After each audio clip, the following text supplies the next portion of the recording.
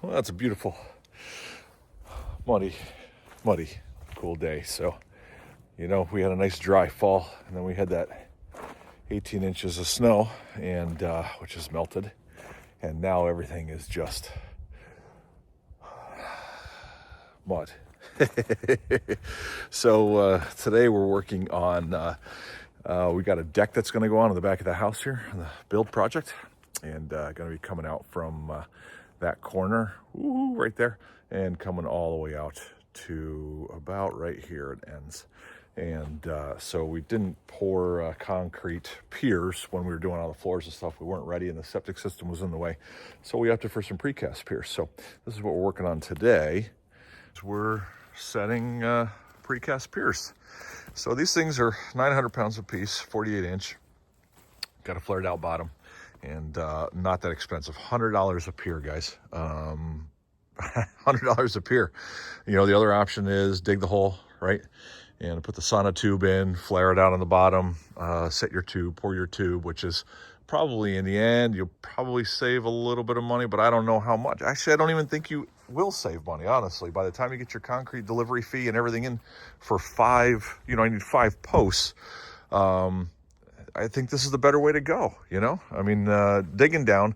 Obviously, I don't have my big machine here with the 2-foot bucket, which would make this a dream, or my one with the even larger bucket. So today I'm using a little mini, which is a 12-inch bucket. The bottoms of these are 24 inches, so I'm basically, digging 2 buckets in a piece wide. This one, it was actually easier just to trench it. I had already dug.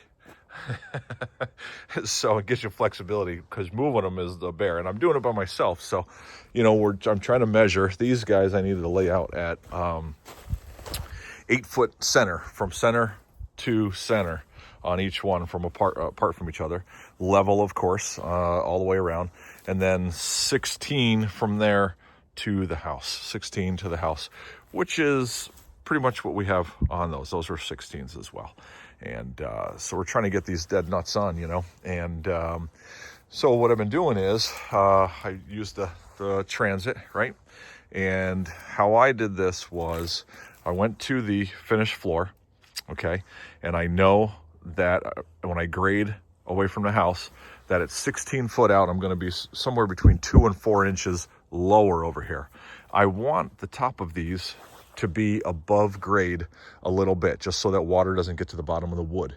So what I did was I set up the transit, I shot the floor, okay, and then I added 48 inches, because now I know that when that's set, the top of that is the same as the top of the floor, but due to the grade, that will be 2 to 4 inches above dirt and above water, which is what my goal is here. So then what I'm doing is as I dig it, I just hit it with the transit. As soon as I get my depth right, been putting a little stone down in there. You can't see it because I also use a little dirt to try to level up a little bit. But anyways, we're getting them in. It's a lot of work by yourself, let me tell you. Dig with that, and then using the skid steer with a chain to lift it up on a fork to set it in. And then what I'll do is I'll lower it down so it's just barely touching the ground. So it's not moving, but that gives me a little bit of flexibility so I can push it and to get it exactly where I want it before I release all of the weight down. So, but we got 3 in. We have 2 more to go. So hoping to get this knocked out today and be done. I haven't backfilled them yet. I don't know, right? I'm always just second guessing myself.